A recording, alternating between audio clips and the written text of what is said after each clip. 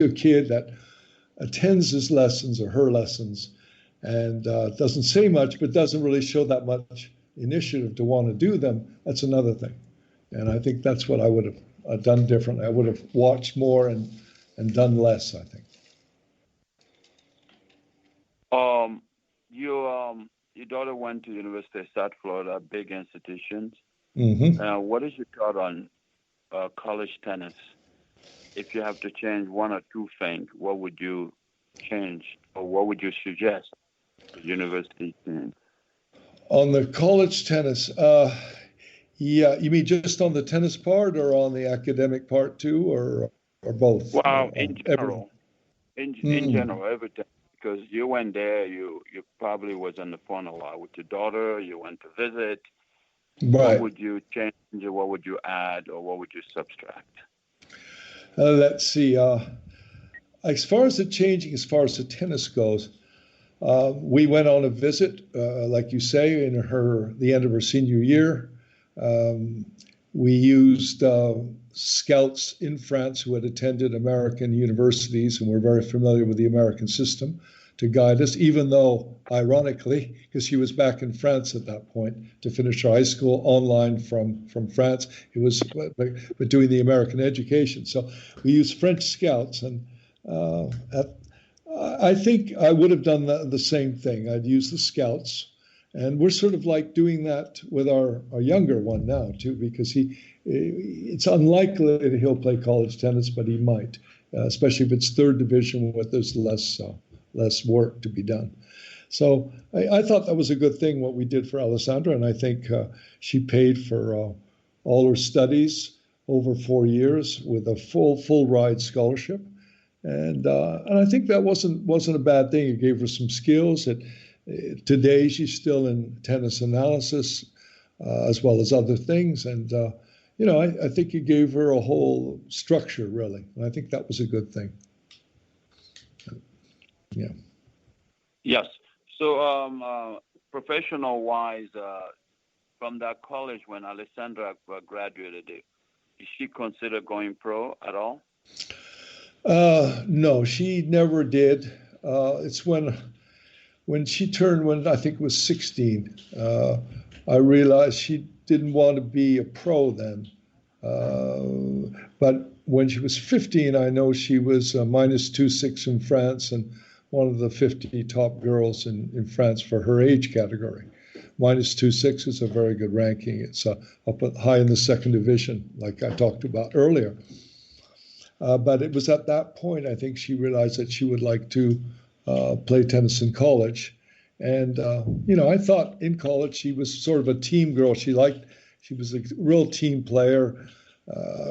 She, always played in somewhere between 3 to 5 in the lineup. So, I thought that was good. So tennis has evolved a lot, and what is your opinion of tennis today? If there's one girl out there you wanted to emulate, you wanted your daughter or son or boys to copy, which one would that be? Well, I sort of like this Ashley Barty, Barty, I think, who just won the French Open. Yeah. Right. What's interesting about her is, first of all, just let's talk about her tennis. She's got a beautiful game. She got a lovely. She has all the shots. She has a nice. I would call it a touch game as well as a power game.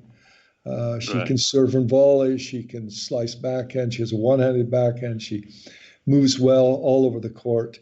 And what's interesting about her is, and she seems like a very nice person, but I think she's also very competitive. And what's interesting about her is she was not afraid to go out and do other sports. She did cricket.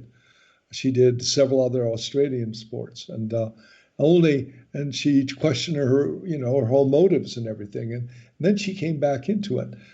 She'd been hurt, I think, too. So someone like that who really, does it because they love it, I would like, my kid to emulate it. But again, that comes back to the whole thing of desire. They either want to do it or they don't want to do it. And I think that is the key thing. So I would say to my daughter or my son, whatever, always try to be a good player on the court, be very competitive because it's very easy to lose.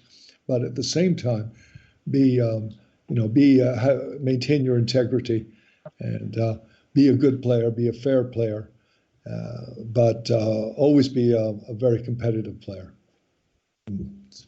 What is your intake of social media such as Facebook, Instagram, tablet, the technology today?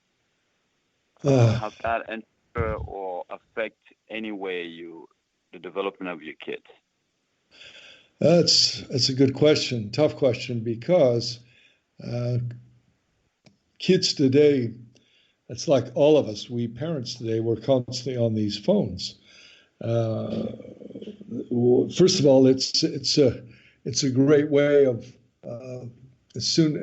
avoiding what I should call the big unknown, the big silence out in front of us. And so rather than do that, look into space or anything, we look at our phones, we have emails, we have books, we have all of the games, all of these things on it. And so we can also hide behind it. This text messaging that's used today is a great way of hiding behind actual conversation. Rather than calling people, you just send a text. So you have the one-way conversation, and you have it your way, and rather than this back and forth thing. So you save time, but at the same time, it's sort of isolating. And the irony is it's supposed to be bringing people together. And so in some ways it does. Now for tennis, I'm not sure how that relates, but you were asking me about technology, so I went off on that. I don't know if I quite answered your question, though. Well, basically, I wanted to know if social media and technology interfere at all with the tennis progress of the kids. Training. I don't think so, really, because they get to watch a lot of matches. They get to, like my son watches lots of matches on his phone if he wants to. They get to see the highlights. I think it can only help. They have programs now for, scoring matches, so you can watch your kid's progress in a match. You can see how he does, how he plays. You can count the number of errors, and I think it's a good thing, and I don't see any problem there. Academically, if you look at all the big tech giants, Bill Gates and all these people, a lot of them, their kids they were brought up without all this electronic stuff, or at least that's what the myth is. I'm not sure what the truth is. Okay, Richard, we're going toward the end of our program, and this was a great conversation. So okay. In order to wrap up, I know that you have a book. I know you have a website. If you can summarize parenting with tennis, and give people information how to reach you. Okay, sure. I got 2 minutes or 5? You got about one and a half minutes. 1.5 minutes. Okay. Well, I'd say be very careful when you decide to put your child in tennis. Make sure it comes really from them. That's the number one thing. Check out their desire and see how they live their life. And also, as for books, I look at the best players, read books on them, Federer, the old books by McEnroe, of McEnroe. I would, as far as I'm concerned, I did write a book on my daughter's tennis we discussed earlier called The Tennis Bubble, and you can get it electronically. You can get it online. So I would look at that, and I would, read other parents' dealings with how they dealt with their kids and how they put their kids through the system. How can we? Yeah. How can we reach you?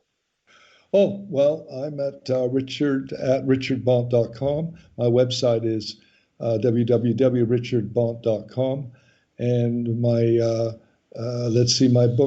my show on Society of Arts Radio is called Curmudgeonly Yours. And the book, again, is The Tennis Bubble, which I wrote a few years ago about my daughter, Alessandra Bonte's tennis. Radio Sekou. Thank you, Richard Bonte. Great friend, and more to come with Richard Bonte. He has so much knowledge. Thank you again, Richard. Thank you. Have a good vacation. Yeah, thanks very much. We talk soon. Bye-bye.